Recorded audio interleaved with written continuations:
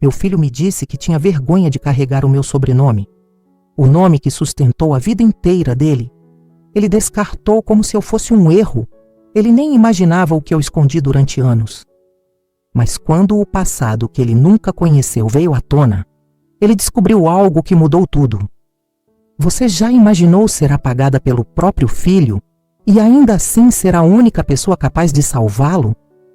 Eu sempre imaginei que, chegando na minha idade, algumas dores diminuiriam.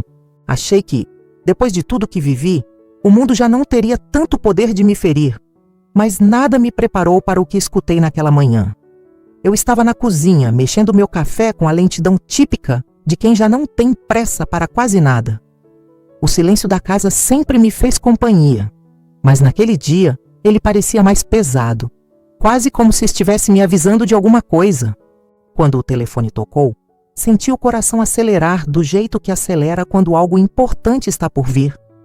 Era a Júlia, uma amiga antiga da família, quase uma irmã. Ela nunca ligava naquele horário, então atendi com um aperto estranho no peito. E, antes mesmo que eu dissesse bom dia, ela soltou a frase que mudaria completamente a forma como eu enxergava meu próprio filho. Você já soube do sobrenome do Daniel? Demorei alguns segundos para entender o que ela queria dizer. Talvez meu cérebro estivesse tentando me proteger, criando uma camada fina de neblina entre mim e a realidade. Mas Júlia continuou. Explicou que tinha ido ao cartório resolver coisas dela e encontrou o nome do meu filho numa lista de registros recentes. Daniel Amaral, dizia. Sem o Moretti, sem o meu nome, sem a parte de mim que eu mais lutava para preservar no mundo. Naquele instante, minhas mãos tremeram tanto que precisei apoiar o telefone na mesa. Uma sensação quente subiu pelo meu rosto, como se fosse febre, só que não era doença, era humilhação. Era como se eu tivesse sido apagada com a ponta dos dedos, como um risco de lápis numa folha suja. Um risco que incomodava, um risco que ele não queria mais carregar. A Júlia continuou falando, tentando explicar, tentando amenizar, mas eu já não escutava. Minha cabeça pulsava, meus ouvidos zumbiam. Meu corpo inteiro parecia tomado por um medo antigo, aquele medo de abandono, de rejeição, de não ser suficiente. Eu mal conseguia respirar. E, no fundo, uma pergunta insistia, teimosa, cruel. Em que momento eu me tornei motivo de vergonha para o meu próprio filho? Sentei devagar na cadeira da cozinha, observando minha casa simples, com móveis antigos e fotos envelhecidas nas paredes. Fotos de momentos que eu achava que eram felizes. Fotos em que o Daniel me abraçava com orgulho, com carinho, com pertencimento. Eu encarei principalmente uma delas. Eu segurando ele no colo, ainda bebê, sorrindo sem imaginar que um dia ele rejeitaria o sobrenome que carregou desde o nascimento. É estranho perceber que a dor física e emocional podem se misturar. Meu coração parecia apertado dentro do peito, como se estivesse encolhendo para caber num espaço que já não era dele. O cortisol corria pelo meu corpo como fogo, queimando um pedacinho da minha história. Eu me sentia desorientada, quase invisível. Depois que desliguei o telefone, fiquei ali, na mesma posição, por longos minutos, tentando entender, tentando respirar, tentando achar uma justificativa que me consolasse. Mas a verdade é que eu sabia. Ninguém troca de sobrenome por descuido. Ninguém abandona a própria origem por acaso.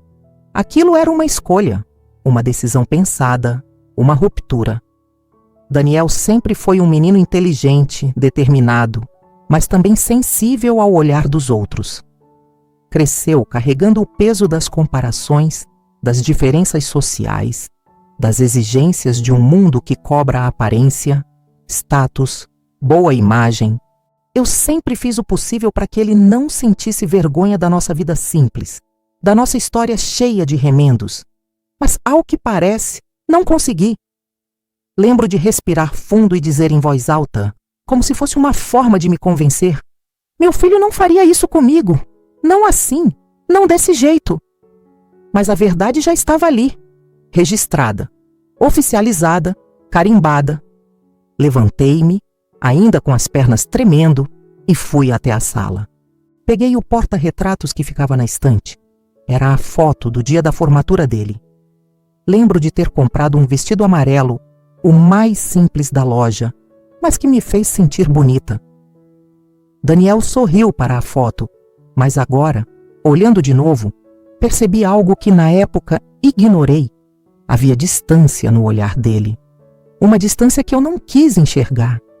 Eu passei os dedos sobre o vidro do porta-retratos, tentando encontrar algum vestígio da mãe valorizada, querida e importante.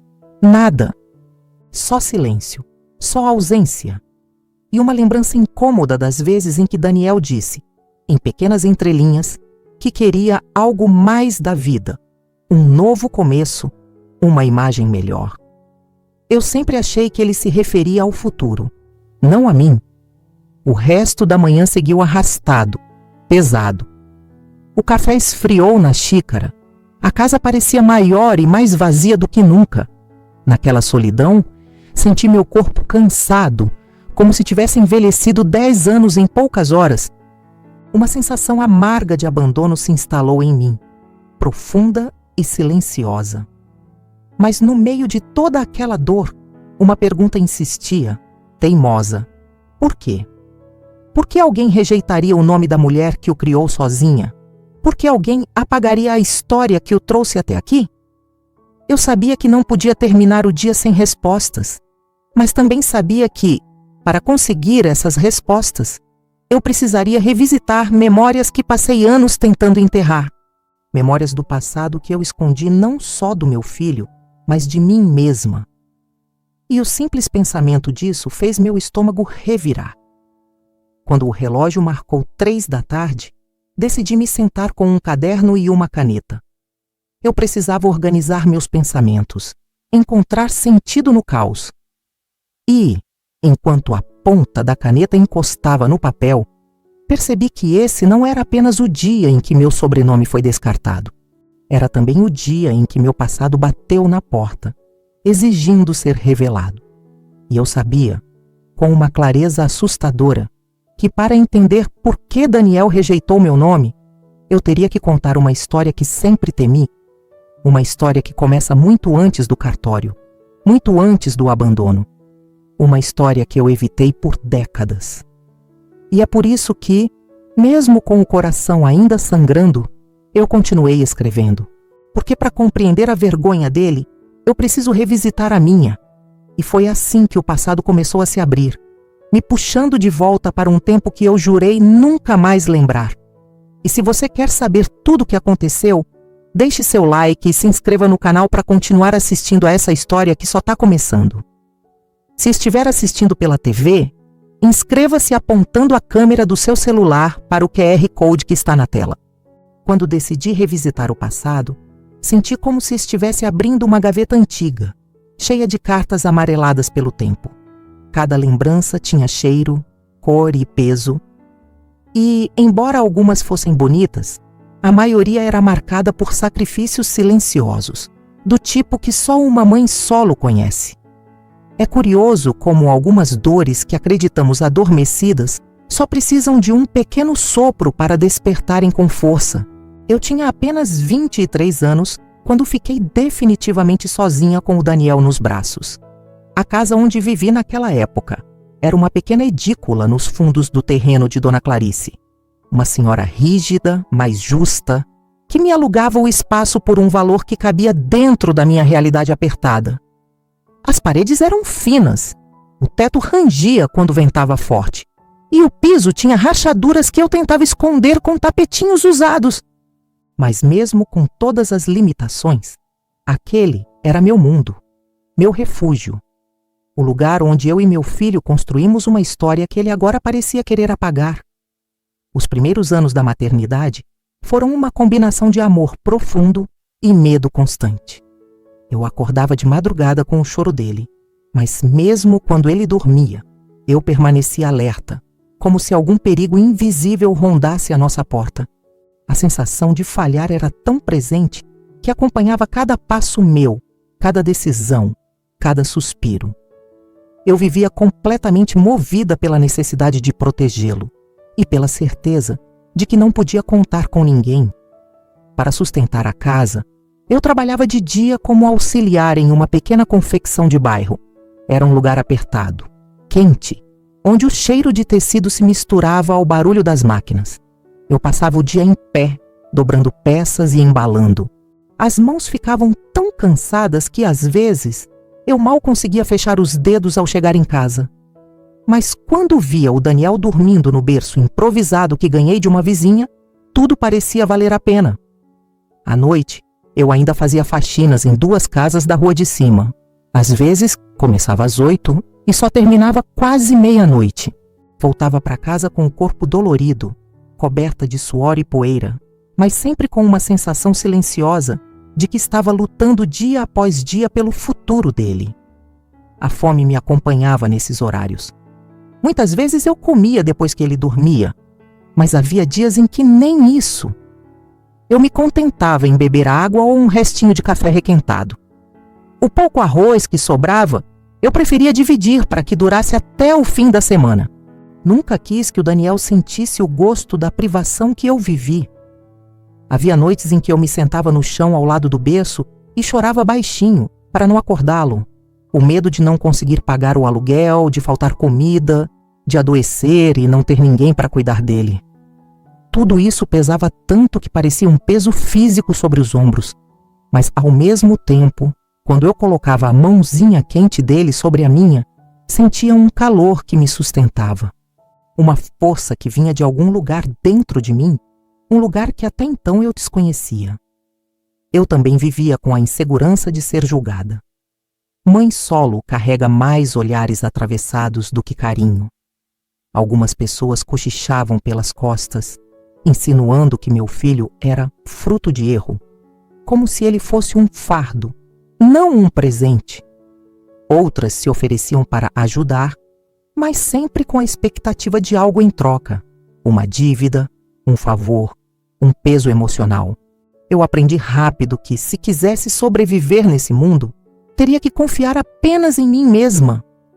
Durante aqueles anos, eu nunca tive tempo para cuidar de mim. Meu cabelo vivia preso num coque mal feito, minhas roupas eram peças doadas e minhas mãos estavam sempre ásperas. Eu era invisível para o mundo, mas totalmente presente para o meu filho. E no silêncio daquela luta, desenvolvi uma resistência emocional que eu nem sabia que era possível. Mas, ao mesmo tempo, uma parte de mim também se desgastou, se partiu, se perdeu. Ainda assim, existiam momentos que me faziam sentir viva, como quando Daniel deu os primeiros passos, tropeçando com aquelas perninhas gorduchas, ou quando falou mamãe pela primeira vez. O som daquela palavra era o combustível que me mantinha acordada e forte. Nas noites em que estava exausta, ele sorria para mim com aquela inocência que só as crianças têm, e parecia que minha alma se reconstituía um pouco. Eu me sentia inteira. Quando ele entrou na escola, a vida ficou um pouco mais desafiadora. Ele começou a perceber que nossa realidade era diferente da dos outros. Algumas crianças chegavam com lancheiras cheias, tênis novos, mochilas bonitas. Eu fazia o possível para que o dele estivesse sempre limpinho, mas a verdade é que não dava para esconder a simplicidade. Houve um dia particularmente difícil, quando ele voltou da escola e perguntou por que a gente não tinha carro como os pais dos colegas. Lembro de ter engolido seco antes de responder. Expliquei que cada família tinha sua própria história, que o importante era o amor, não o que se possuía. Mas eu vi nos olhos dele a semente da comparação sendo plantada. Com o passar dos anos, as jornadas duplas continuaram, às vezes triplas. Mas eu seguia firme, porque acreditava que cada sacrifício estava construindo um caminho melhor para o Daniel. Eu queria que ele fosse livre, que tivesse chances, que tivesse orgulho de quem ele era e de onde veio. Eu acreditava, de verdade, que estava fazendo a coisa certa. Agora, com todas essas memórias despertas, percebo o quanto aquele esforço inteiro foi invisível para ele. Não por maldade, talvez por imaturidade ou por influência de pessoas que não conhecem a nossa trajetória. Mas dói perceber que tudo que fiz para dar asas à vida dele acabou sendo usado para me afastar. E ainda assim, enquanto escrevo e lembro de cada noite em claro, cada lágrima escondida, cada prato dividido, sinto que não posso parar essa viagem ao passado, porque é nele que está já a resposta. Em algum ponto dessa linha do tempo, algo se quebrou entre nós. E se eu quiser entender por que meu filho rejeitou meu sobrenome, preciso continuar desenterrando essas raízes, por mais dolorosas que sejam. E talvez a peça que falta esteja na parte da minha história que eu sempre evitei enfrentar. A parte que envolve o pai dele. Falar do pai do Daniel nunca foi simples para mim. Na verdade, sempre foi a parte da minha história que eu aprendi a silenciar. Quando as pessoas perguntavam sobre ele, eu respondia com frases curtas, sempre as mesmas. Ele não está presente. A vida tomou rumos diferentes. Somos só eu e meu filho agora. Mas a verdade é que, por trás dessas respostas, existia uma realidade tão pesada que eu precisei esconder por anos, até de mim mesma. Conheci Marcos quando eu ainda tinha sonhos bobos de juventude. Ele tinha um charme fácil, daqueles que encantam à primeira vista. O tipo de homem que sabe entrar num ambiente e fazer todo mundo acreditar que ele é alguém especial. Eu era jovem, inexperiente, cheia de esperanças que a vida ainda não tinha desgastado. Caí na conversa dele como quem cai num abraço quente numa noite fria. E na época, parecia a coisa certa. Marcos era bonito, articulado, tinha uma presença forte, mas, por trás daquele sorriso seguro, existia uma sombra que eu não percebi logo de início. Só fui entender aos poucos, quando já estava envolvida demais para sair sem me machucar. Ele não precisava levantar a voz para me desestabilizar. Bastava um olhar, um comentário, uma insinuação, uma cobrança velada. Ele tinha aquele tipo de manipulação que não dói de imediato, mas corrói por dentro. Quando descobri que estava grávida do Daniel, achei que ele ficaria feliz. Achei que aquele bebê poderia nos unir, mas em vez disso, vi nos olhos de Marcos algo que até hoje me provoca um arrepio, uma mistura de desprezo e incômodo. Ele não disse claramente que não queria o bebê. Ele nunca dizia nada diretamente, mas deixou claro em suas atitudes. Ficou ausente, frio, distante. Começou a chegar tarde, a desaparecer por horas, a voltar como se nada tivesse acontecido. E eu, naquela época, tinha medo de enfrentá-lo. Medo da força que ele exercia sobre mim. Com o passar dos meses, a convivência ficou insuportável. Ele criticava minhas roupas, meus sonhos, meus hábitos. Dizia que eu era fraca, que não conseguiria criar uma criança que dependia dele. E eu, já emocionalmente desgastada, comecei a acreditar. Acreditar que o problema era comigo, que eu não era suficiente, que sem ele eu não teria chão. Mas a vida tem um jeito cruel e ao mesmo tempo libertador de nos colocar diante da verdade. Eu estava com 8 meses de gestação quando tudo aconteceu. Foi uma noite longa, tensa, dessas que ficam marcadas na memória com nitidez assustadora. Marcos voltou para casa extremamente irritado, descontando em mim todo o caos que carregava por dentro. Ele não precisou ser explícito para me fazer sentir medo. Bastou a forma como fechou a porta, a dureza com que segurou meu braço, a maneira como me encarou, como se eu fosse um peso, um erro, uma interrupção na vida dele. Aquilo foi o suficiente para que uma ficha caísse na minha cabeça. Uma ficha que demorou meses, talvez anos, para finalmente se soltar. Eu não podia criar meu filho naquele ambiente. Eu não podia permitir que ele crescesse assistindo aquela dinâmica. Eu não podia permitir que a sombra daquele homem influenciasse a inocência do bebê que eu ainda nem conhecia, mas já amava com uma força que desafiava qualquer medo. Na manhã seguinte, enquanto Marcos dormia, eu juntei poucas roupas em uma sacola e deixei a casa com a barriga pesada e as mãos tremendo. Foi a decisão mais difícil da minha vida, mas também a mais necessária. Eu só levei comigo aquilo que realmente importava: o meu filho ainda por nascer e a coragem que eu não sabia que tinha. Foi aí que percebi que, para proteger o Daniel, eu estaria disposta a ir até o fim do mundo. Mas a fuga teve consequências. Marcos não aceitou facilmente. Ele tentou me encontrar algumas vezes. Mandou recados, fez pressão, tentou me convencer de que eu estava exagerando, que estava emotiva demais. Mas quando percebi que ele não fazia questão do filho, apenas queria manter controle sobre mim, encontrei forças para cortar definitivamente esse vínculo. Só que existe algo que nunca contei ao Daniel. Algo que carreguei comigo em silêncio, como uma cicatriz profunda escondida sob a pele. Marcos cometeu erros graves no passado. Erros que poderiam ter destruído a vida do meu filho antes mesmo dele nascer. Erros que envolvem documentos, responsabilidades que ele repassou para mim e uma dívida moral que não era minha, mas que eu assumi para que o Daniel não tivesse seu futuro marcado para sempre. Esse é o segredo que guardei por décadas. Um segredo que eu protegi como quem protege o que há de mais precioso. Achei que estava fazendo certo, que, ao esconder a verdade, eu estava dando ao Daniel a chance de ser livre. A chance de não carregar o peso de um pai que nunca foi exemplo. A chance de crescer limpo, sem manchas.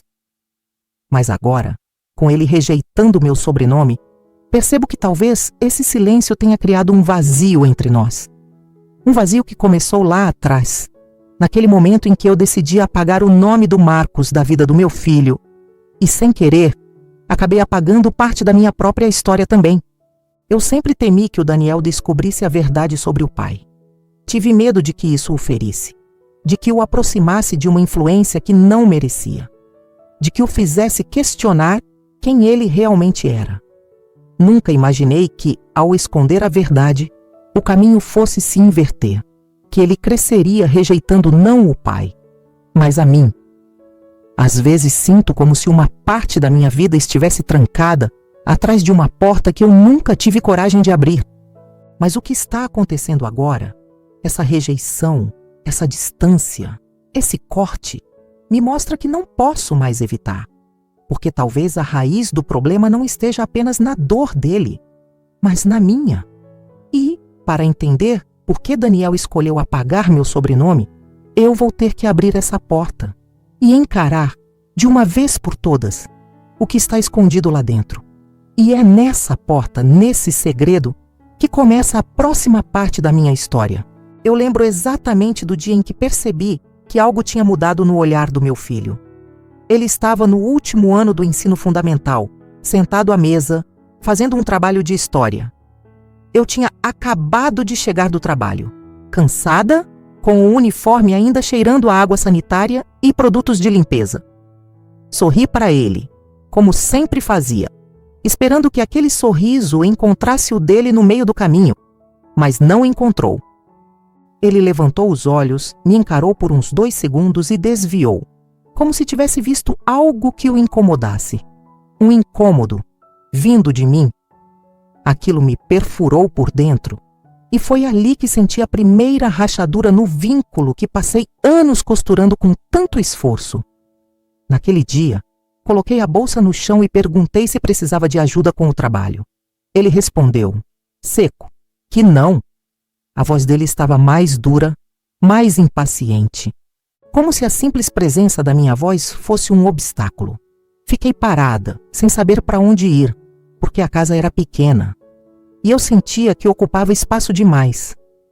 Passei a noite tentando entender se tinha feito algo errado. Me perguntei várias vezes se deveria ter tomado banho antes de me aproximar dele, se talvez o cheiro do meu trabalho o incomodasse. Dormi pouco, imaginando 1000 formas de agradá-lo no dia seguinte. Mas no dia seguinte, e no próximo, e nos meses seguintes, o olhar dele só foi ficando mais distante. Aos poucos, ele começou a mudar sua forma de falar comigo. Deixou de me chamar de mãe para me chamar pelo meu nome, às vezes de maneira mecânica, como se quisesse deixar claro que havia uma separação entre nós. Cada vez que o meu nome saía da boca dele, Era como se ele estivesse apagando um pedacinho da minha existência materna. E o que mais doía é que ele fazia isso sem perceber. Certa vez, ele chegou da escola empolgado porque um colega novo tinha ido buscá-lo com um carro importado. Ele descrevia o veículo como se estivesse narrando algo mítico, inalcançável. Eu estava lavando a louça e, entre uma fala e outra, ele disse: "Um dia eu quero uma vida decente. Não quero ser como isso aqui. Isso aqui." Eu estava de costas, mas senti o impacto como se tivesse tomado um empurrão. Ele não me disse você. Ele disse isso aqui. Mas olhando ao redor, eu era parte disso. Daquela casa pequena, daquela vida apertada, daquela simplicidade que, para ele, tinha virado sinônimo de fraqueza. Terminei de lavar os pratos com as mãos tremendo. Quando me virei, ele já tinha ido para o quarto, provavelmente sem notar o estrago que deixara para trás. Aos 15 anos, ele começou a ter vergonha de me apresentar para os amigos. Percebi da pior forma possível. Eu tinha ido buscá-lo na escola porque a bicicleta dele tinha quebrado. Avisei por mensagem, e ele respondeu apenas com um ok. Quando cheguei, alguns colegas dele estavam no portão. Ele estava rindo com eles, aquele riso livre, bonito, o mesmo que eu ajudei a moldar desde bebê. Mas quando ele me viu, o riso morreu.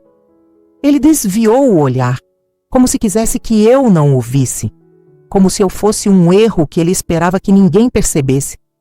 Caminhei em direção a ele, sorrindo, tentando parecer natural, mas quando me aproximei, ele deu um passo para o lado, quase imperceptível, mas o suficiente para dizer: "Não chegue tão perto de mim." Quando falei que estava ali por causa da bicicleta, ele respondeu baixo: "Você podia ter esperado no carro. Nós não tínhamos carro." Ele sabia disso. E ainda assim disse. Os amigos olharam para mim por um segundo. Um deles sorriu sem graça. Outro virou o rosto. Não houve deboche explícito, mas a vergonha dele, essa queimava no ar. Voltei para casa andando mais devagar do que o normal. Não porque eu estava cansada, mas porque meu peito parecia pesando o triplo. Aos poucos, comecei a reparar em outros detalhes. Ele não trazia mais amigos para casa. Se alguém o ligava por vídeo, ele ia para o quintal para que não aparecesse nada da nossa sala simples. Quando eu comprava roupas novas para ele, ele as usava, mas evitava comentar que eu tinha costurado algumas partes à mão. E quando falava do pai, o pouco que falava era com uma estranha admiração, mesmo que o homem nunca tivesse estado presente. "Ele era bonito, né?" Ele perguntou um dia, olhando uma foto antiga que encontrou em uma gaveta. Eu sabia que meu ex era bonito. Isso nunca foi o problema. Mas ouvir meu filho falar dele com aquele brilho nos olhos, enquanto falava comigo com irritação, aquilo era outra forma de ferida. "Era", respondi, "simplesmente." Ele continuou olhando a foto e disse: "Eu acho que puxei mais ele." E eu respondi, tentando sorrir: "Você puxou o melhor dos dois." Ele não respondeu, apenas colocou a foto de volta e saiu do quarto. Não bateu a porta, não brigou. Mas sua ausência, o silêncio entre nós, foi uma pancada mais forte do que qualquer discussão. A vergonha dele começou a se tornar um hábito. Ele reclamava da cor das paredes, da louça simples, da falta de dinheiro, da comida que eu preparava com tanto carinho. Dizia que todos os colegas tinham coisas melhores. Queria tênis caros, roupas de marca, acessórios que custavam metade do meu salário. Eu entendia. Eu também queria dar o melhor para ele. Sempre quis. Então, muitas vezes, eu me calava. Eu respirava fundo. Eu dizia a mim mesma: é só uma fase. Todo adolescente é assim. Mas, no fundo, eu sabia que tinha algo mais profundo acontecendo. Algo que eu não queria admitir. Ele estava criando distância. Não física, mas emocional. Uma distância que parecia um abismo. E eu continuava tentando alcançá-lo. Tentava cozinhar as comidas favoritas dele, mesmo quando o dinheiro apertava. Tentava conversar sobre os assuntos da escola. mesmo quando ele apenas respondia com monossílabos. Tentava ser discreta para não incomodar. Até que, uma noite, ele me olhou de cima a baixo e perguntou: "Mãe, você não pensa em se arrumar mais? Nem que fosse um pouco." Eu estava com uma roupa velha, o cabelo preso de qualquer jeito, exausta depois de um turno dobrado. Não tive forças para responder na hora. Ele disse aquilo com um tom quase inocente, mas carregado de julgamento. Depois que ele dormiu, eu fiquei horas sentada na beira da cama, olhando para minhas mãos calejadas. Me perguntei se eu realmente era motivo de vergonha para ele. Se, de alguma forma, eu tinha falhado não só como mãe, mas como pessoa. Naquela noite, chorei baixinho, escondendo o rosto no travesseiro. Não queria que ele ouvisse. Não queria que pensasse que eu estava tentando manipular sua culpa. Eu só precisava desabar, porque, no fundo, sentia que o amor que construí com tanto cuidado estava escorrendo pelos meus dedos, e eu não sabia como segurá-lo de volta. E foi ali, naquela fase silenciosa, amarga e dolorosa, que percebi. A vergonha dele era como uma sombra que crescia entre nós, roubando o espaço onde antes havia carinho. E eu ainda não sabia que aquilo era só o começo do afastamento que, anos depois, culminaria na maior ferida de todas, quando ele decidiu rejeitar, literalmente, o meu nome. Mas eu estava longe de imaginar até onde essa vergonha seria capaz de levá-lo. Se eu soubesse que aquele namoro mudaria o rumo da nossa relação, talvez eu tivesse me preparado emocionalmente. Mas não há como prever quando a vida vai torcer a faca, onde já existe uma ferida. Quando meu filho começou a namorar a Júlia, eu achei que fosse apenas mais uma fase da juventude dele. Afinal, ele sempre foi inteligente, bonito, esforçado. Era natural que atraísse alguém especial. O que eu não imaginava era que, ao entrar na vida dela, ele começaria a sair da minha. A primeira vez que a vi foi numa festa da escola. Ela era realmente linda, cabelo perfeitamente alinhado, roupas caras, postura impecável. Parecia ter sido moldada para caber naquele mundo que meu filho tanto cobiçava. Um mundo que eu nunca poderia alcançar, por mais que tentasse. Ela me cumprimentou com um sorriso educado, mas superficial, daqueles que não tocam os olhos. Eu devolvi o gesto, tentando disfarçar o quanto me sentia deslocada. Naquele dia, percebi algo no olhar do meu filho. Um orgulho ansioso, misturado com certo constrangimento. Era como se ele esperasse que eu me comportasse perfeitamente para não gerar vergonha. Eu senti isso na pele. Com o tempo, ele passou a frequentar a casa dela com mais frequência.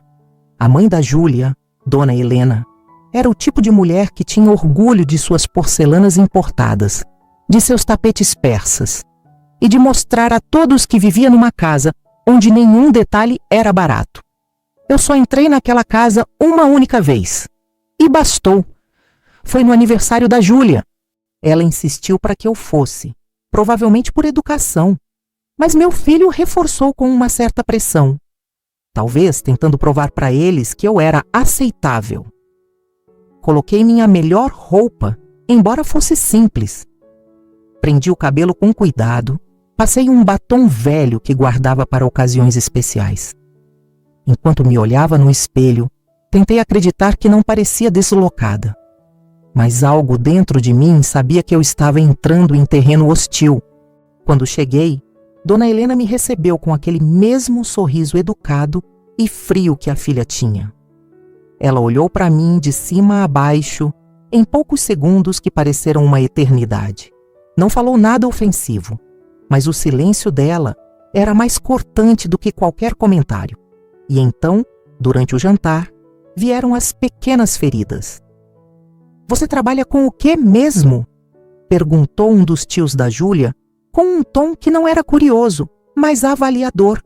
"Eu sou auxiliar de limpeza", respondi, tentando manter a voz firme. Ele assentiu, mas seus olhos vacilaram por um segundo, revelando o julgamento escondido.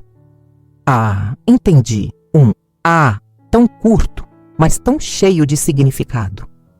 Um "ah" que dizia: "Então é por isso que seu filho é diferente." A mesa ficou silenciosa por um instante. Eu senti meu rosto esquentar. Meu filho mexeu no guardanapo, desconfortável, mas não disse nada. Nem uma palavra para me defender. Nem um comentário para quebrar o clima. Nada. E aquilo doeu mais do que qualquer humilhação direta. Depois daquela noite, eu comecei a notar mudanças no comportamento dele. Ele me pediu, com cuidado exagerado, para não comentar sobre certas coisas quando estivesse perto da família da Júlia. Coisas simples, como: "Mãe, tenta não falar muito alto. Não conta aquela história da época da nossa vizinhança, tá? Não precisa mencionar que trabalhava à noite. É que o pessoal de lá é mais reservado." Eu entendia perfeitamente o que ele queria dizer.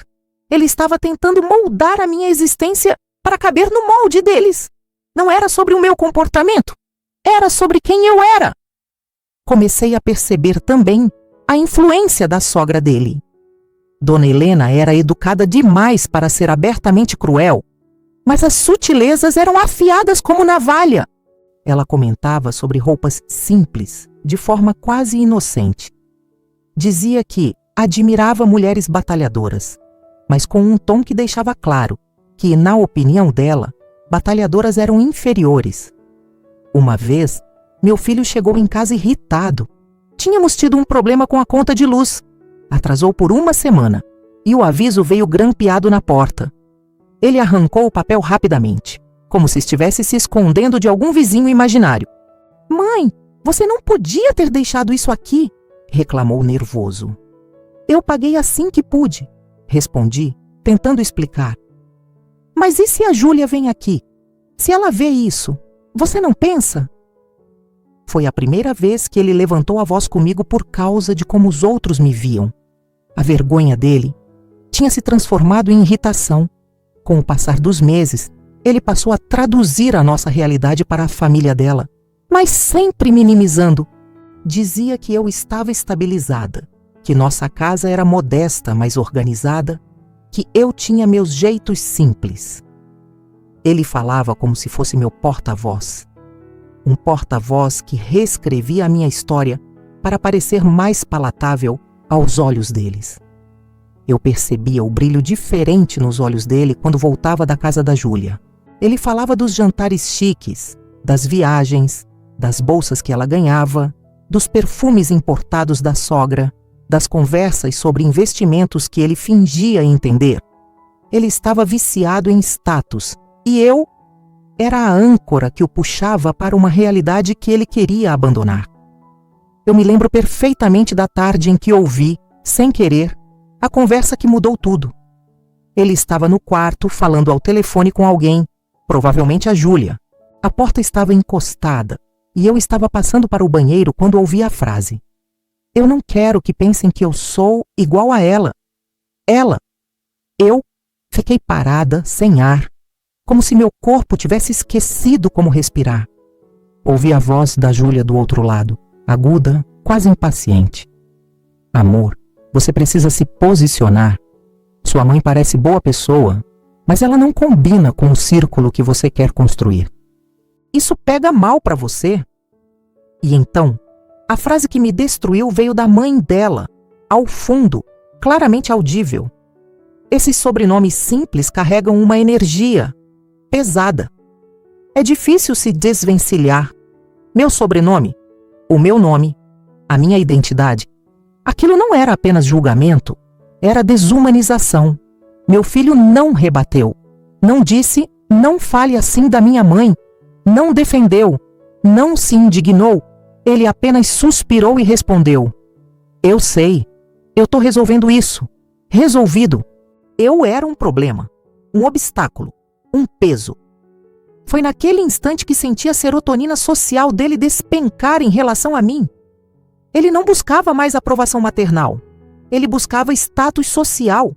Pertencer àquele mundo novo era mais importante do que honrar o mundo que o criou. E eu, pela primeira vez, percebi que estava perdendo meu filho para uma família que jamais o amaria como eu amei, mas que tinha algo que eu nunca pude oferecer: status aparência, prestígio. E, infelizmente, ele escolheu seguir o brilho vazio desse mundo, mesmo que isso exigisse apagar quem eu era. Mesmo que, mais tarde, exigisse apagar o meu sobrenome. Eu sempre achei que conhecia bem meu filho. Achei que conseguia prever suas reações, ler seus silêncios, decifrar seus sentimentos escondidos. Afinal, eu o criei praticamente sozinha. Vi seus primeiros passos, ouvi suas primeiras palavras, acompanhei cada febre, cada medo, cada sonho infantil, mas nada no mundo poderia ter me preparado para o momento em que ele finalmente colocou para fora aquilo que crescia escondido dentro dele há anos. Foi numa tarde de domingo. Eu tinha feito café fresco, como fazia desde que ele era criança. O cheiro se espalhava pela cozinha simples, misturado com o aroma do pão que eu havia aquecido no forno. Eu estava sentada à mesa, separando documentos antigos que ele havia pedido para um processo importante no trabalho. Era minha forma de ajudar, mesmo que ele não pedisse. Sempre foi assim. Mesmo quando ele cresceu, eu continuava tentando facilitar a vida dele, como se pudesse protegê-lo do mundo, mesmo adulto. Quando ele chegou, percebi de imediato que algo estava errado. Não havia abraço, não havia sorriso, nem aquele olhar cansado, mas afetuoso, que às vezes ele trazia depois de dias difíceis. Ele entrou como quem carrega um peso enorme nos ombros, mas em vez de procurar alívio, parecia buscar um alvo. "Mãe, a gente precisa conversar", ele disse, esfregando a testa como quem tenta afastar um pensamento insistente. Eu senti meu peito apertar. A frase que sempre anuncia tempestade. "Claro, Zé, meu filho. O café tá quentinho. Senta aqui", respondi, tentando manter a voz leve.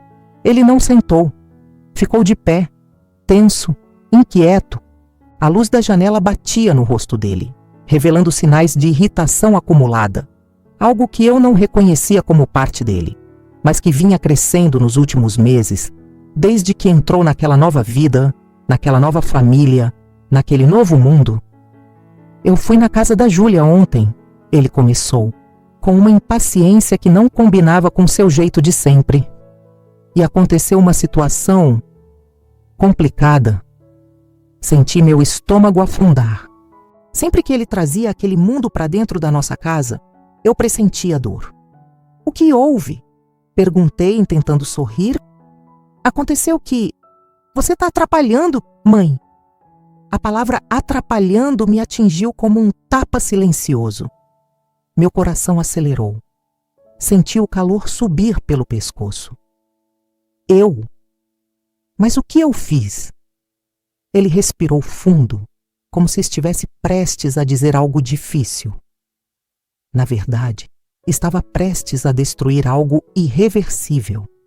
É sobre como você é, como você vive, como fala, como se veste, tudo isso.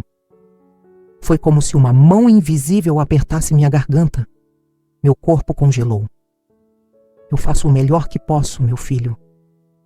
"Mas o seu melhor não é suficiente para mim", ele interrompeu. "Não pro que eu quero para minha vida." O cortisol parecia correr pelas minhas veias. Minhas mãos tremiam levemente, escondidas sob a mesa. A respiração ficou mais curta, como se o ar tivesse ficado pesado demais. "Você tá com vergonha de mim?" perguntei, quase sussurrando. Ele desviou o olhar. Apertou os lábios. Esse pequeno gesto disse tudo antes mesmo das palavras. "Sim. Eu tenho vergonha de você." As palavras atravessaram o ar como lâminas frias, cortando minha pele, meus ossos, minha história inteira. Eu senti o impacto físico, como se meu coração tivesse tropeçado dentro do peito, como se meu corpo tivesse sido empurrado para trás, embora eu continuasse sentada. O chão desapareceu por um segundo. Meus ouvidos uniram. Eu só conseguia olhar para ele, para os olhos daquele menino que um dia segurou minha mão com medo do escuro. Agora, os mesmos olhos evitavam os meus, como se eu fosse a sombra da qual ele queria fugir. "Eu? Vergonha?" Repeti, sem acreditar que minha voz ainda saía. Mãe, olha para nossa casa, ele disse, apontando ao redor, como se julgasse cada detalhe. Olha para sua vida, para o seu jeito. Você não entende. A família da Júlia vive outro padrão, outro nível. E eu quero fazer parte desse mundo, mãe berremou. Mãe, eu preciso fazer parte dele. Cada palavra dele era uma martelada no meu peito. E eu te atrapalho nisso? Perguntei, com a voz trincada por dentro. Atrapalha. Quando eles falam de você, eu sinto vergonha. Tá feliz agora? Eu falei, é isso, vergonha. Meu corpo gelou, foi literal. Minhas mãos ficaram frias, meus ombros travaram. Eu tentava respirar, mas o ar parecia não entrar completamente. Minha boca ficou seca, como se tivesse engolido areia. Meu filho, eu te dei tudo de mim, consegui dizer, sentindo a voz embargada. Tudo, cada pedaço da minha vida foi por você. Eu sei, ele respondeu, impaciente. Mas isso não muda nada. Eu sou julgado o tempo todo. A Júlia, a mãe dela, os amigos deles, todo mundo percebe quem você é. Meus olhos se encheram, mas não deixei cair. Não na frente dele. Não diante daquela frieza que eu nunca tinha visto. Quem eu sou? Perguntei, tentando me manter firme. Uma mulher simples demais, ele disse. Simples, desatualizada. Alguém que não combina com o que eu quero construir. Tive a sensação de que meu coração se partiu em dois. Senti a pontada aguda da dor emocional, tão real quanto dor física. A oxitocina, que antes me unia a ele, despencou de uma vez. Meu corpo reagiu como se estivesse diante de uma ameaça real. Ele continuou, sem perceber o quanto eu estava quebrando. Eu tô cansado de precisar explicar você. De precisar suavizar as coisas para que não te julguem. Você não sabe o quanto isso pesa para mim. Expliquei eu que nunca o abandonei. Eu que carreguei o peso da vida inteira. Agora ele se sentia pesado. Por mim. Nesse momento, meu peito ardeu. Era como se uma mão invisível apertasse meu coração. Meus olhos ardiam, mas eu engoli a dor. Então é isso que você pensa da sua mãe? Perguntei. Ele cruzou os braços, irritado. Eu tô sendo sincero. É melhor você ouvir de mim do que de outra pessoa. Você acha que existe alguém neste mundo que possa me ferir mais do que você acabou de ferir? Perguntei. Enfim, sentindo a primeira lágrima escorrer. Ele desviou os olhos, desconfortável. Eu me levantei devagar, mesmo com as pernas trêmulas. Meu filho, a vergonha que você sente de mim não nasceu em você. Ela foi plantada, eu disse com a voz embargada, mas firme. Por pessoas que nunca te deram amor. E você regou essa raiz. Ele abriu a boca para responder, mas eu levantei a mão, pedindo silêncio. Você vai colher o fruto disso um dia, continuei. E quando esse dia chegar, vai descobrir que a raiz da sua vergonha nunca fui eu. Foi o vazio deles. O silêncio que se instalou depois foi devastador. Ele não me abraçou, não pediu desculpas, apenas pegou a chave, murmurou um "eu volto depois" e saiu. A porta se fechou e eu desabei. Meu corpo tremia, incapaz de processar tudo de uma vez. A respiração curta, o peito pesado, a sensação de estar sozinha de um jeito novo, profundo, irreversível. Eu senti, naquele instante, que algo tinha morrido dentro de mim. Mas eu não sabia que outra coisa, escondida no passado, estava prestes a voltar à tona para mudar tudo. E seria justamente essa verdade, a que ele menos esperava, que faria o orgulho dele desmoronar. Depois do dia em que ouvi meu filho dizer que tinha vergonha de mim, algo dentro de mim se partiu de um jeito que eu não soube consertar. Não foi como as dores antigas, aquelas que a gente aprende a carregar porque fazem parte da vida.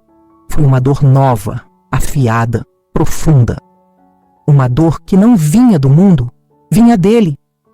Eu me recolhi, não por orgulho, nem por querer que ele sentisse minha falta. Me recolhi porque meu corpo não conseguia mais caminhar, com o peso daquela frase atravessada dentro de mim. Era como se cada cômodo da casa carregasse a sombra daquele momento. Cada objeto parecia me lembrar do quanto eu tinha falhado sem perceber. Nos primeiros dias, evitei até tocar no celular. Qualquer mensagem poderia vir dele, e eu não sabia se tinha forças para ler mais uma crítica, mais um pedido para que eu me apagasse ainda mais da vida dele. Eu preferi o silêncio. Era o único espaço onde eu podia respirar sem ser empurrada para baixo. Passei a arrumar a casa de maneira automática. Lavava a louça devagar, como se estivesse tentando limpar algo que não estava na pia, mas no peito.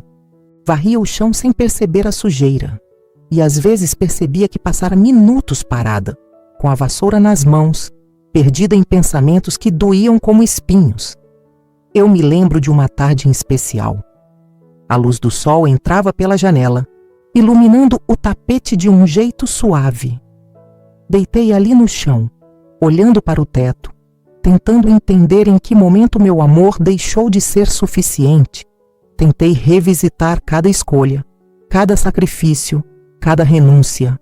E quanto mais eu pensava, mais me perguntava: como alguém rejeita justamente quem o protegeu do mundo inteiro? Mas o que mais doía era saber que ele nem percebia o que tinha feito. Ele não ligou nos primeiros dias, não mandou mensagem, nada. E talvez isso tenha sido o maior silêncio entre nós. Naquela semana, decidi que o melhor era me afastar. Não por punição, nunca, mas por autopreservação. Eu precisava me reconstruir, juntar minhas partes. Tentei me convencer de que distância também era cuidado. Talvez, sem minha presença para servir de alvo, ele pudesse refletir. Talvez percebesse o vazio deixado pela minha ausência. Passei a criar pequenas rotinas para preencher o tempo. Tomava um café mais demorado pela manhã, lia jornais antigos que guardava, reorganizava gavetas, separava roupas para doação. Qualquer coisa que me mantivesse em movimento, mesmo que por dentro eu estivesse parada.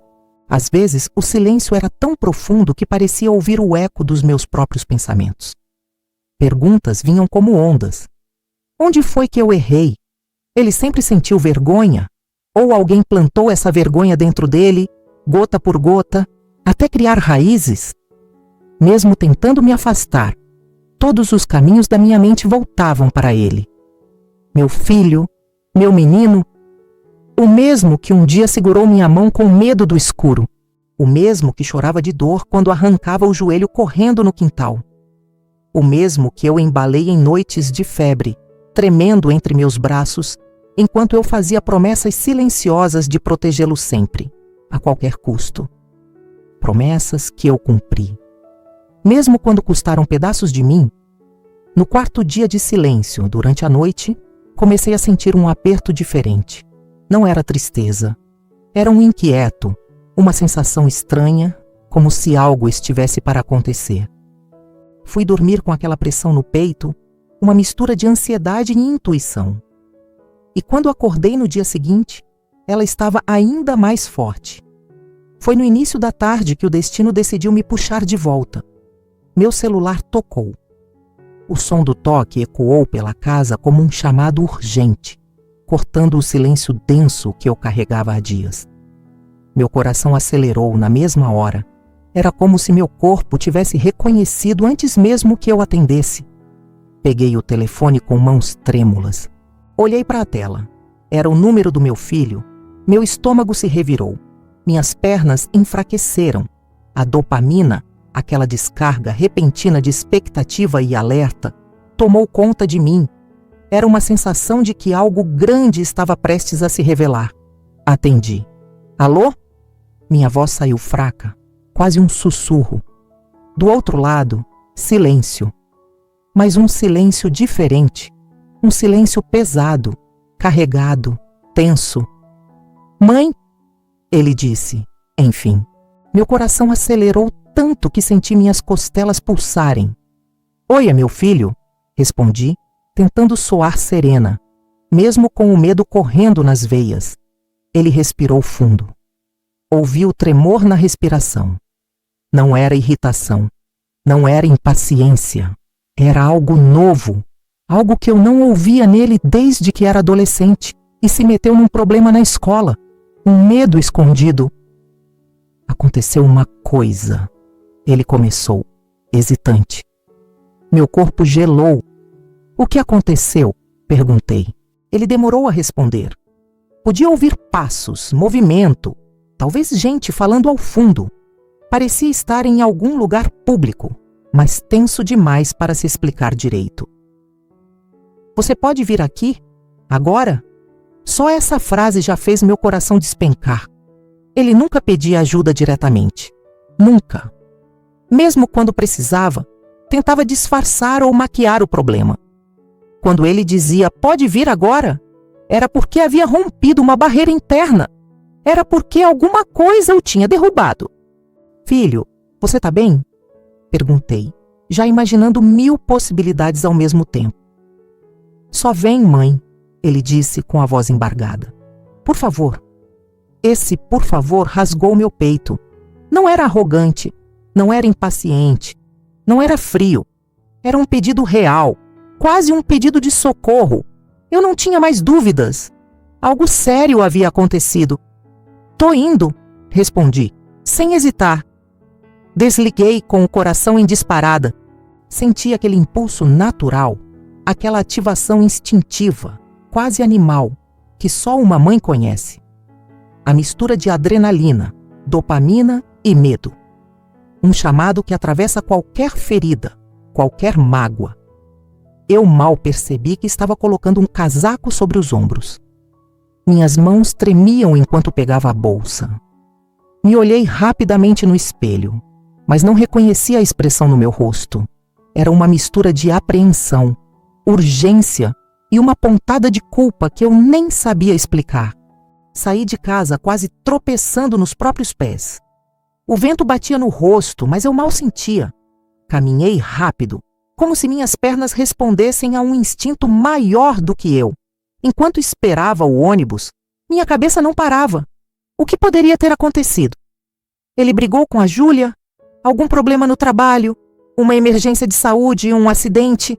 Algo com a sogra dele? O suspense consumia meus pensamentos, aumentando cada vez mais a tensão. Eu não sabia, mas sentia. E por algum motivo que eu não conseguia entender naquele momento, meu coração avisava que aquele telefonema, era apenas o começo de uma verdade muito maior. Uma verdade que eu mantive enterrada durante anos. Uma verdade que, inevitavelmente, estava prestes a vir à tona. Uma verdade que ele precisava descobrir. E o destino estava me puxando à força para esse momento. Um momento que mudaria tudo. Eu nunca imaginei que um simples telefonema pudesse virar meu mundo, e o dele, de cabeça para baixo. Quando o número desconhecido apareceu na tela, meu primeiro impulso foi ignorar. Eu ainda estava tentando remendar os pedaços do que havia sobrado de mim depois das palavras dele. Tenho vergonha de você. Mas algo dentro de mim, uma intuição antiga de mãe, apertou forte no peito. Atendi. Dona Helena? A voz era de uma moça jovem, assustada. Sou a Júlia, amiga do Lucas. Ele pediu que eu ligasse. Meu coração travou no meio da batida. O que aconteceu com meu filho? A pausa foi longa o suficiente para meu corpo inteiro gelar. Ele está no hospital, ela respondeu. Ele precisa da senhora. Essas palavras fizeram meu corpo se mover antes mesmo que minha mente conseguisse processar qualquer coisa. Peguei minha bolsa com as mãos trêmulas, como se cada gesto fosse uma luta, e saí. No caminho, senti aquela velha descarga de adrenalina, o cortisol queimando no meu sangue, o estômago revirando como nas noites de medo do passado. Mas também havia outra coisa, um fio de dopamina que puxava meus passos, a sensação de que algo grande estava prestes a se revelar. Quando cheguei ao hospital, Júlia me esperava na recepção. Era uma menina elegante, com roupas caras, maquiagem feita com cuidado, o tipo de pessoa que sempre fez meu filho acreditar que eu jamais serviria. Mas seus olhos estavam vermelhos, desesperados. Ele vai ficar bem? Perguntei, sem rodeios. Ela engoliu seco. Ele passou mal no trabalho. Crise de ansiedade. Gravíssima. Só pediu uma coisa. Chama minha mãe. Essas palavras bateram em mim como uma onda quente e contraditória. Parte de mim queria chorar, por saber que, mesmo depois de tudo, no fundo do desespero, ele ainda me chamava. Outra parte doía, porque só me procurava quando estava quebrado. Nunca quando podia simplesmente me amar. Caminhamos pelo corredor até a enfermaria. A cada passo, eu sentia meu corpo vibrar, como se meu coração quisesse rasgar meu peito. Quando empurramos a porta, lá estava ele, pálido, olhos fundos, expressão vulnerável. Um menino de novo. E quando me viu, ele chorou. Não consegui ficar parada. Sentei ao lado da cama e toquei sua mão. Ele apertou como se estivesse se afogando e eu fosse a última tábua de salvação. Mãe, a voz dele saiu falha, embargada. Eu preciso de você. Essas palavras vieram como um golpe suave, mas profundo, abrindo dentro de mim uma ferida antiga que eu já nem sabia se ainda podia ser tocada. Estou aqui, meu filho, respondi. Ele respirou fundo, como se estivesse prestes a desabar outra vez. Eu me envolvi com gente errada. Fiz negócios que eu não devia. E agora eles estão atrás de mim. Meu estômago gelou, mas eu não disse nada. Deixei ele continuar. Eles querem documentos, provas, coisas que eu não tenho. Então ele me olhou com os olhos cheios de medo infantil. Mas você tem. Você guarda tudo, sempre guardou. As coisas antigas sobre o pai. Foi como levar uma pancada no peito. O que você precisa? Perguntei, tentando manter minha voz firme. A certidão antiga, aqueles papéis da polícia, o processo em que você... Ele hesitou, confuso. Mãe, por que o meu pai saiu ileso daquele caso? Por que você foi quem assinou tudo? Por que você assumiu a culpa? Ali estava a encruzilhada que eu temi por mais de 20 anos. Eu respirei fundo. Meu corpo inteiro tremeu. Meus dedos formigavam. Cortisol correndo solto, preparando meu corpo para enfrentar o passado. E ao mesmo tempo, algo dentro de mim se aquecia. A dopamina da revelação, a sensação de que, finalmente, eu poderia libertar a mim mesma daquela história. Lucas, você achava que eu tinha vergonha da nossa origem. Achava que eu era fraca, que nossa vida simples era culpa minha. Achava que te dava pouco, mas não sabe nem a metade do que fiz para te dar tudo o que você tem. Ele franziu o rosto, como se estivesse ouvindo uma língua desconhecida. O seu pai não era só agressivo, continuei. Ele era perigoso. Muito mais do que você imagina. Perigoso como? Ele sussurrou. Um dia, ele se envolveu com gente pior do que ele. E quando tudo estourou, quiseram culpar alguém, ou ele ou eu. Lucas empalideceu. Você assumiu por ele? Não. Sacudi a cabeça. Eu assumi por você. A expressão dele se desfez. Eu não entendo. Eu segurei a mão dele com força. Senti meu coração batendo no meu rosto, minha respiração presa, meu corpo inteiro vibrando com a tensão acumulada de décadas. Quando tudo aconteceu, você tinha só 5 anos. E eu sabia que, se o seu pai fosse preso, ele ia te levar junto nessa queda. Você ia ser arrastado, amarcado, perseguido por aquele histórico para o resto da vida. Eu não ia permitir. Eu não podia permitir. As lágrimas dele começaram a cair silenciosamente. Então eu assinei. Assumi a culpa. Topei perder meu nome, perder meus direitos. Me sujeitei a humilhações. Fui tratada como lixo por anos, só para você não carregar o sobrenome dele manchado, só para você ter a chance de ser livre. Ele levou a mão à boca, tentando conter um soluço. Eu rejeitei o seu sobrenome achando que você era um peso. A voz falhou. E você abriu mão do próprio nome por mim. Lucas, continuei, sentindo uma onda de serotonina suave percorrer meu corpo, trazendo uma dignidade silenciosa. Tudo que eu fiz foi para te proteger. Mesmo quando você cresceu e começou a me olhar com vergonha, eu continuava torcendo, rezando, alimentando um amor que doía, mas nunca morreu. Ele se curvou sobre as próprias mãos, chorando como eu não via desde que ele era pequeno. Eu destruí você, ele sussurrou. Não, respondi, passando a mão em seus cabelos, como fazia quando ele acordava de pesadelos. Você só não sabia a verdade. Então ele ergueu o rosto, olhos vermelhos, e só disse: Mãe, me perdoa. Meu coração se apertou com força, mas eu ainda tinha mais uma coisa para revelar. Lucas, a verdade não acaba aqui. Ainda existe algo sobre seu pai. Algo que você precisa saber antes de enfrentar o que está vindo. Os olhos dele se arregalaram, cheios de medo e expectativa. A dopamina da reviravolta estava no ar. A promessa de uma revelação maior pairava entre nós. E por um segundo, senti a vida inteira prestes a mudar outra vez. Depois que contei a verdade, o silêncio que se instalou entre nós não foi apenas ausência de som. Foi um abismo.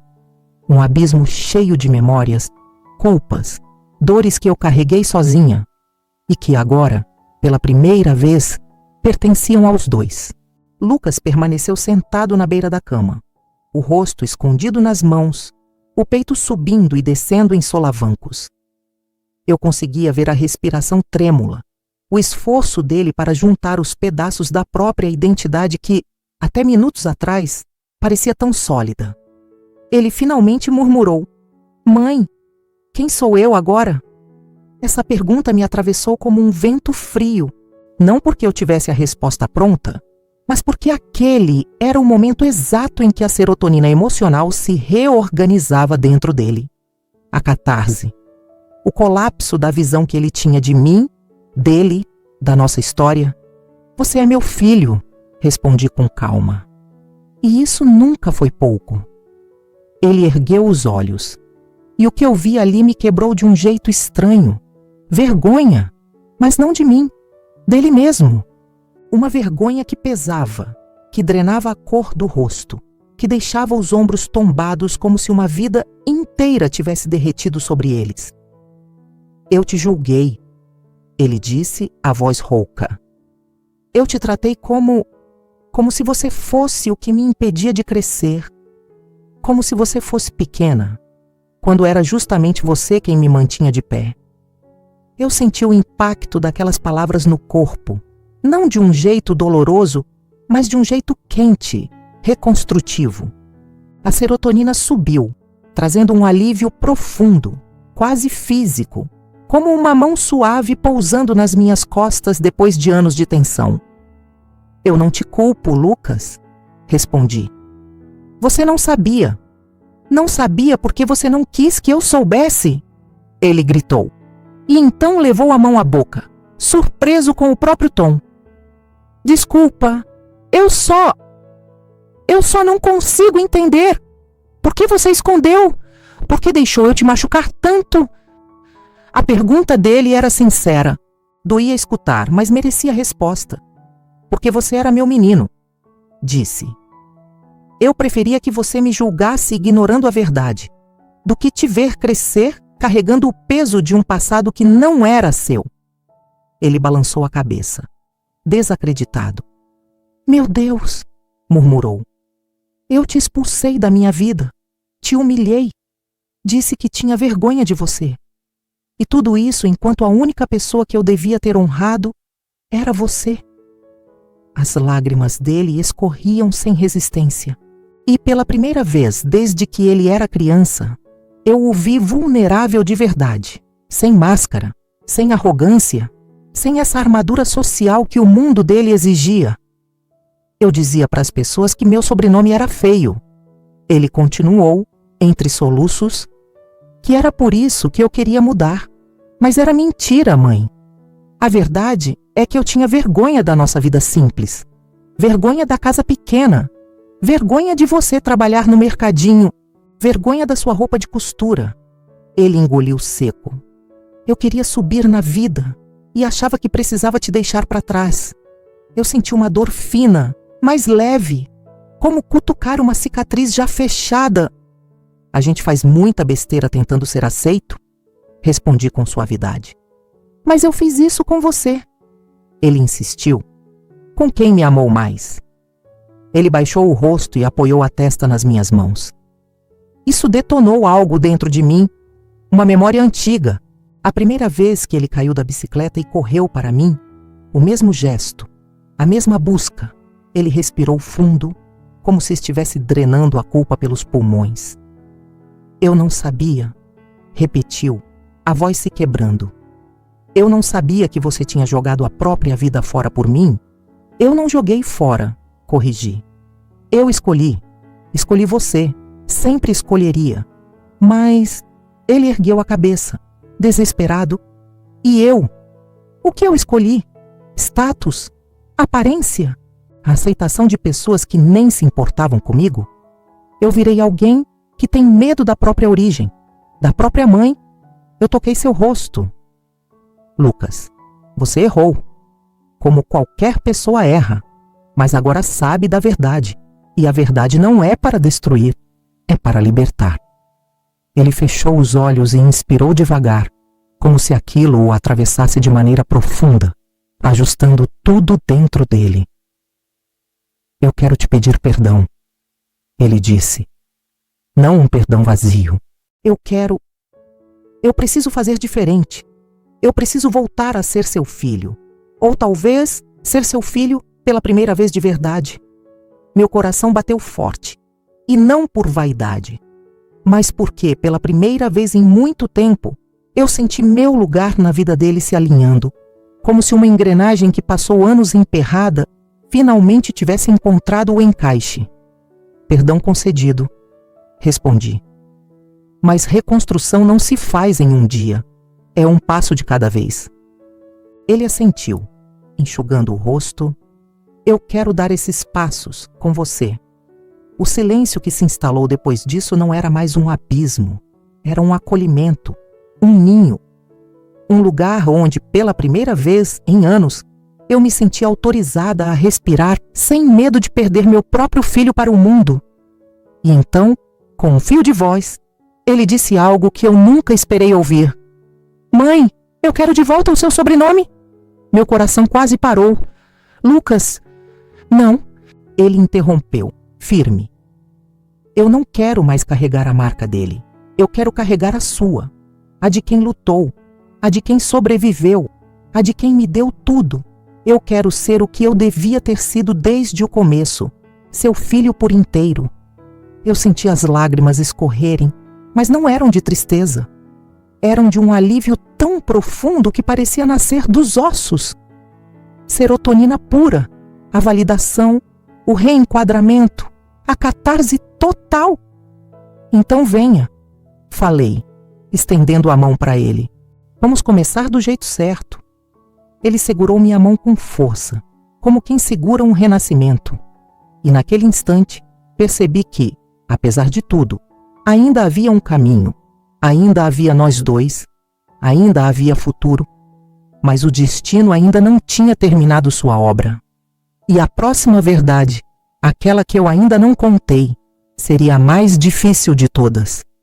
Depois que tudo veio à tona, eu precisei de alguns dias para respirar. Não porque eu estivesse magoada, essa ferida já tinha ardido tanto que, de certo modo, estava cauterizada. Mas porque a intensidade daqueles acontecimentos reacendeu dentro de mim memórias profundas, sombras antigas, cicatrizes que eu pensava ter enterrado. Eu me recolhi em silêncio. Não por afastamento, mas por compreensão. Às vezes, quando a vida muda de repente, É preciso deixar a poeira baixar para que o coração encontre seu novo lugar. Foi então que, em uma manhã cinzenta, alguém bateu na minha porta. Pela batida, eu já sabia que era ele. A hesitação na primeira batida. A segunda, mais firme, tentando parecer segura. A terceira, que não veio, porque ele sabia que, depois de duas, eu sempre abriria. Quando girei a maçaneta, encontrei Lucas parado ali. Sem aquela arrogância construída, sem o peso do status, sem o brilho social que o fazia se sentir maior. Ele estava pequeno, humano, real. Carregava um envelope nas mãos. "Mãe", ele começou. E só o tom já dizia tudo.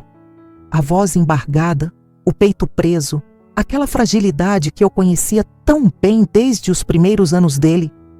Eu vim pedir perdão de novo. Eu abri a porta e fiz sinal para que ele entrasse. O coração não pesou. Ao contrário, se abriu de um jeito cálido, amoroso. Ocitocina pura. Não aquela que vem do vínculo frágil, mas a que nasce do reencontro, da reparação. Ele se sentou devagar no sofá. Passou a mão pelos cabelos, respirou fundo e então pousou o envelope ao lado. "Eu fui no cartório hoje", ele disse. "E eu pedi para retirar o sobrenome dele. O dele." A palavra saiu quase amarga. O sobrenome que eu achei que ia me dar orgulho, mas só me deu um buraco. Eu o observei com calma e coloquei o seu. Ele completou, finalmente me olhando nos olhos. "O seu nome, mãe, a sua história, a sua verdade. Eu quero carregá-la, eu quero honrá-la, eu quero dizer para o mundo que eu vim de você." Meu coração se apertou, doce e doído ao mesmo tempo.